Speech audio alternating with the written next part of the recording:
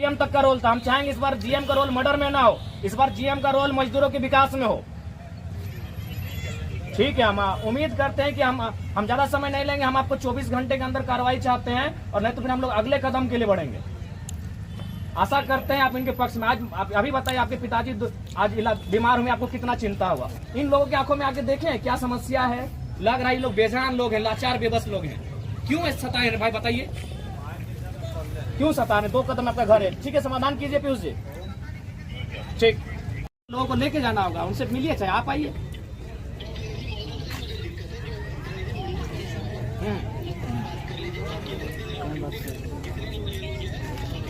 नहीं देखिए, दिक्कत रहने से नहीं होगा। दिक्कत कहाँ है, उस दिक्कत का समाधान कीजिए। क्या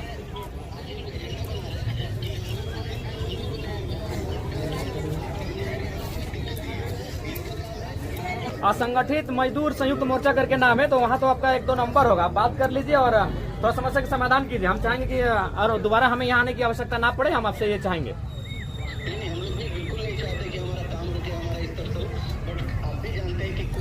देखिए, अरे हिंसा तो हमारे साथ हुआ है। आपने 77 में शक्तिनाथ महतो को मारा, 87 में आप निर्मल महतो को मार के चले गए, 2007 में हम हमारे सांसद सुनील महतो को मार दिए। मार तो हमें रहे हैं, सुरेश महतो को बेरहमी से मारे हैं। कितना गिनती गिना है, आपको फलने फूलने में हमने अपना लाश बिछाया है। हम लोग बिल्कुल हिंसा, हम लोग अपना कत्ल करके टाटा और तमाम कंपनियों को, जितनी कंपनियां झारखंड में फल फूल रही हैं, हमारे लाशों पे टिकी हैं। उसके नीचे हमारी चीखें दफन है। अब बार बार चीख मत हमें खुलवाइए, समस्या का समाधान कीजिए। अगर हिंसा के रास्ते चाहते हैं तो मजदूर हिंसा ना करें, इस रास्ते पे आप लोग आइए, प्रयास कीजिए, ठीक है। 24 घंटा देखिए, हम यहाँ दोबारा 24 घंटा के बाद आएंगे, ठीक। आप केवल जीएम ही नहीं है, आप एक काबिल व्यक्ति हैं, तभी आप जीएम हैं। नहीं तो ये राज्य हमारा, खदान हमारा, जमीनें हमारी, और आप अगर जीएम है तो भाई जाहिर सी बात है आप एक काबिल व्यक्ति हैं। तो है तो थोड़ा समझाइए इनको, अगर त्रुटि दिख रही है तो उनको सजा देने से पहले एक बार समझाया जाए। देखिए, इनका कारण वही है, गेट पास है और आपका पेमेंट है और पे स्लिप है, 3 इशू है मेजर। तो चलिए, हम उम्मीद करते हैं अगर ये इशू नहीं है माननीय जीएम महोदय, तो हमें लगता है कि 24 घंटे में इनका समाधान हो जाएगा। ये इशू नहीं है तो जी, तो ठीक है, एक बार इनसे मिल लीजिए आप, या फिर इनके कुछ लोगों का बुला के मिल लीजिए और इस विवाद को समाप्त कीजिए।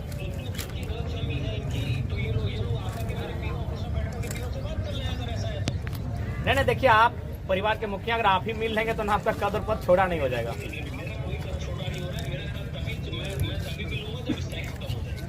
देखिए, स्ट्राइक खत्म होने के लिए ठीक है, आप अपने प्रतिनिधि को भेजिए जो रिस्पॉन्सिबल हो, जो इन जिम्मेवारियों को ले। तो स्ट्राइक खत्म होने के बाद मिलने कोई उचित चीज नहीं है, ये तो कोई मतलब नहीं हुआ।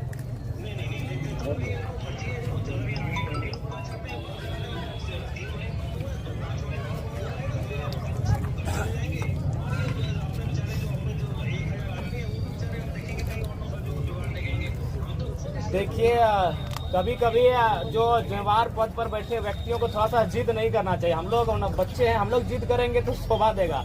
आप एक जीएम होकर अगर जिद स्वभाव से बात करेंगे, जिद्दी नेचर में, तो बड़ा अशोभनीय लगता है। नहीं तो फिर आइए मिलिए, अगर ये लोग गलत है तो स्वीकार करेंगे, आप तार्किक उत्तर दीजिए कि नहीं आप यहाँ मिस्टेक कर रहे हैं। ठीक है, वार्ता आप कहाँ करेंगे श्रीमान, आप वार्ता कहाँ करेंगे? वहीं ये लोग आपसे वार्ता करेंगे।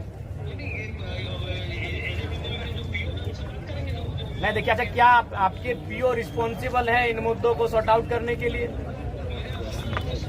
अच्छा, आपके हर एक ऑफिसर रिस्पॉन्सिबल हैं?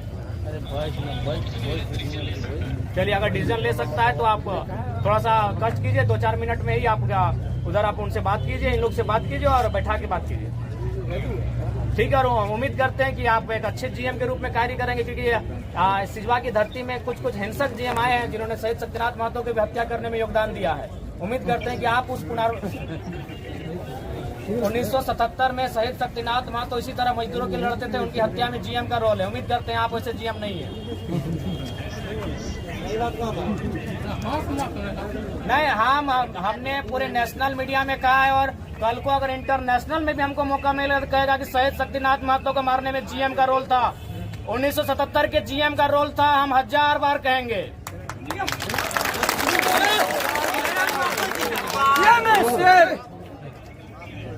बिल्कुल बोलने का अधिकार दिया, बिल्कुल बोलने का अधिकार दिया है।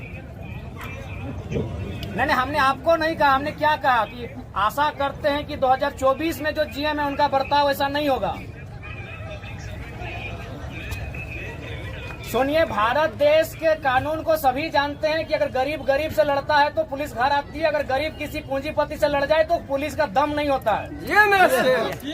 तो माननीय जीएम साहब, वो सब कानून हम लोग भी जानते हैं, पढ़ते हैं, रोज सामना करते हैं। ठीक है,